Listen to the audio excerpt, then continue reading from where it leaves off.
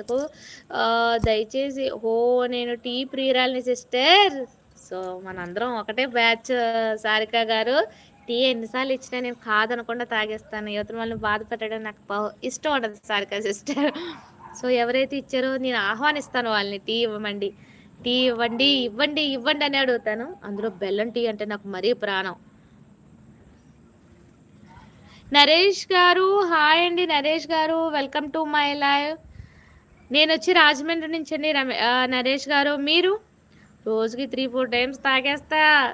నేనైతే 3 times compulsory. పడిపోవాలి sister. అది పడకపోతే మన మైండ్ షార్ప్‌గా పనిచేయదు. పిచ్చోల్లా బిహేవ్ చేస్తా ఉంటాం. యువతలోళ్ళు చూసేసరికి దీనికి ఏదో అయిపోయిందనుకుంటారు. నేనొక ఏంటి జాంబీ. జాంబీలా అయిపోతా సారిక సిస్టర్. రావులపాలెం నుంచి సో